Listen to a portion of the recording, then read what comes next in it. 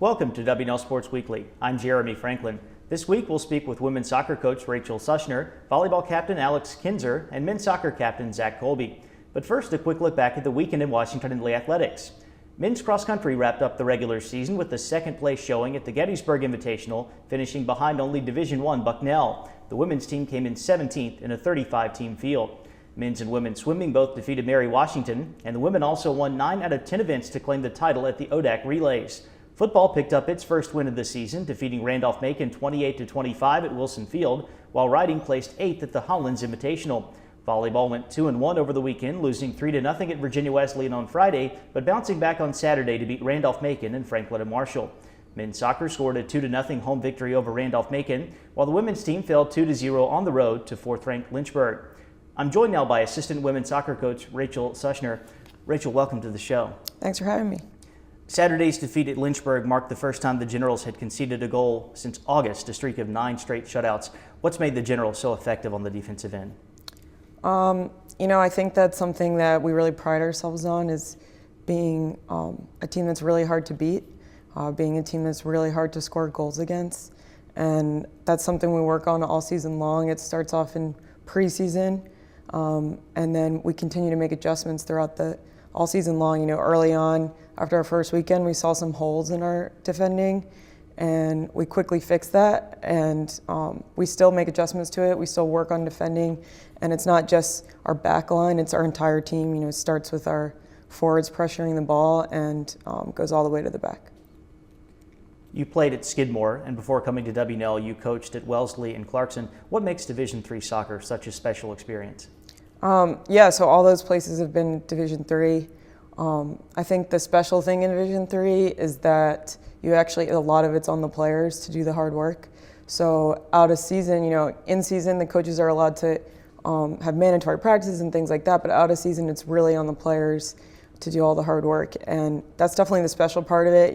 It's no coincidence that the teams I've been a part of that have been really strong and really successful are the teams where players work hard out of season. And I think what makes that special is that when you do seek those benefits and you're really successful in season, you know that it's because of all the things you did.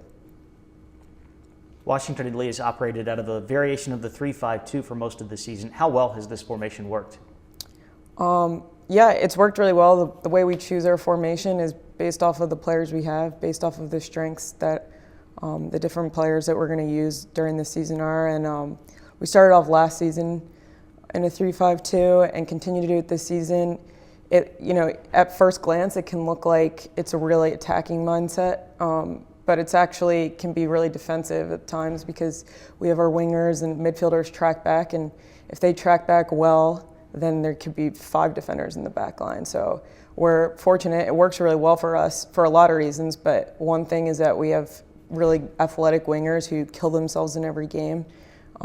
Caroline Hahn and Katie Rossi and some players off the bench, because they're willing to go back and get forward, it works. And then, you have to have, obviously with just 3 defenders, you have to have smart players. And, we have people like Ashley Hogan and some other experienced players who are able to keep us really organized. And it wouldn't work if we didn't have players like that to fulfill the system. The road to an ODAC championship will probably go back through Lynchburg. What are the keys to postseason success for Washington and Lee, especially considering that you'll probably have to win a couple of tough matches to get back to the final? I think first and foremost is just making sure that we continue building off of what we have achieved so far and, not letting any of that get in the way. Some of the things we really care about, self-discipline and focus, and every game, every big game, we have a game plan, and we kind of know what the other team's doing, but it's really based off of what we're going to do that game, and so it's definitely staying focused with that. And then I think the other big thing that sometimes we struggle with this season is making sure we play with confidence and self-belief. That's really what's going to take us to be able to win those big games. When we have done well, it's because we have been really confident. And then being able to, I think the big thing in playoffs is having some individual players step up as well. So we need some significant individual performances that have happened here and there, but I think it's really important for us to be able to get to that next level. We need some of that. Rachael, thanks for joining us here. Good luck with the rest of the season. Thanks for having me. I'm joined now by Alex Kinzer, junior volleyball captain from Greenville, South Carolina. Alex, welcome to the show. Hey, Jeremy. Thanks for having me. Washington and Lee suffered back-to-back ODAC losses last week to Roanoke and Virginia Wesleyan, but you rebounded with a 5-set win over Randolph-Macon on Saturday. What did the victory over the Yellow Jackets show you about your team's toughness? Yeah, one thing that we always work on as a program is always moving forward. At the end of every match, win or lose, one of our captains, last year it was Megan Molesky and this year it's Kelly McManus, looks around the circle and looks at everybody and says, all right, let's move forward, Generals. We work on being really mentally tough and being able to handle mistakes and successes and learn from them, and then in the next match play with confidence. So beating Randolph-Macon at their home gym is always fun, of course, and it really showed us that we are mentally tough enough to do that. The Generals are 22-4 in the season after beating Randolph on Tuesday night. You've had to overcome a lot of injuries and illnesses. How has Washington and Lee done that to have this kind of success? Yeah, a lot of injury and a lot of illness. We've had some rough days and some times when have gotten pretty hard with that, but when that happens, we end up going back to our culture.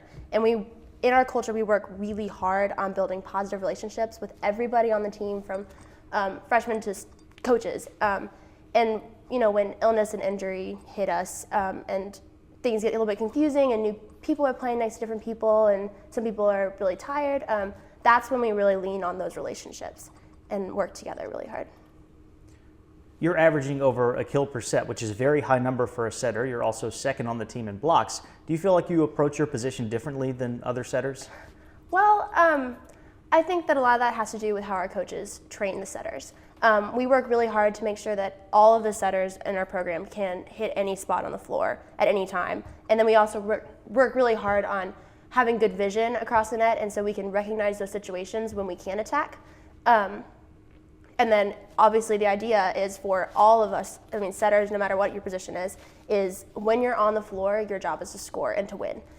So all of your game, whether it's defense, serving, etc., has to be there, not just setting.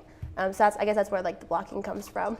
And then the other thing that's fun is that people don't expect a setter to be aggressive or to be a good blocker. Actually, a lot of coaches say that setters are like set so that the setter has to block because they're probably terrible. So it's fun to turn that on its head and to be unexpected.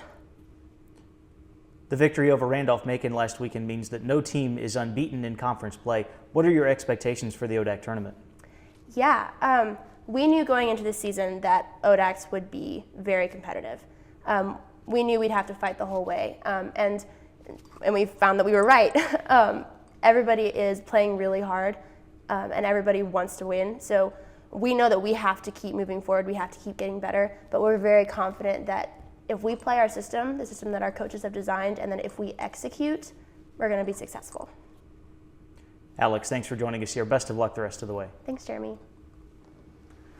With me now is Zach Colby, senior soccer captain from Prairie Village, Kansas. Zach, welcome to the show. Hey, thanks for having me. You now have scored 35 career goals, which ranks you 5th all-time at Washington and Lee. All of those goals have come since the start of your sophomore season. What's enabled you to have so much offensive success over the last 3 years? Yeah, well, not playing freshman year really motivated me to work hard. I worked pretty hard in the off season in the weight room, on the field, and that kind of competitive drive has really allowed me to have some offensive success the past 3 years. In addition to soccer and your academic commitments, you're also president of the Southern Comfort a cappella group at Washington and Lee. How has attending W&L enabled you to pursue some of your other interests? W&L is so awesome in that way. I really like the D3 feel of everything, how I can go from classes straight to practice and then right after maybe go to a cappella group practice. And it's really helped me learn a lot of life skills, being able to try to balance all those things. And over the years, I've gotten a lot better at that. And W&L is really awesome in allowing me to take on all those commitments. The Generals already had a pretty solid core returning to the field in 2014. What in particular has the first-year class brought to the program? The first years have been huge for us, especially after junior captain Ben Bayless went down in the first game of the year. They've really stepped up in the center mid, and that, as well as the outside mid. Reeves, Duggan, and Andrew Kim out there have really provided some offensive firepower. Then Sam Napke, Austin Gilbert, and Kevin Molnar are really holding it down in the center midfield as well. So they've been a huge contribution to our team this year. As usual, the ODAC is extremely competitive, really from 1 down through 9 in the conference standings. What needs to happen for Washington Lee to make a run in the ODAC tournament?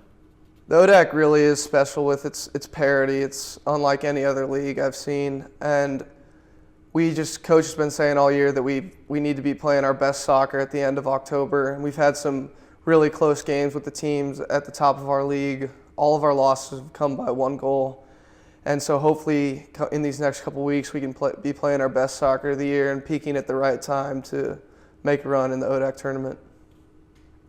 Zach, thanks for joining us here. Good luck the rest of the way. Yeah, thanks for having me. It's time now for a look at the upcoming weekend. Field hockey continues its battle for an ODAC tournament spot with the match at Randolph-Macon, while men's and women's swimming will take on the Yellow Jackets at home. Volleyball heads to Guilford for a conference contest, and football visits Bridgewater. Both soccer teams are also on the road. The women face Randolph-Macon, and the men travel to Roanoke. For W&L Sports Weekly, I'm Jeremy Franklin. Thanks for watching.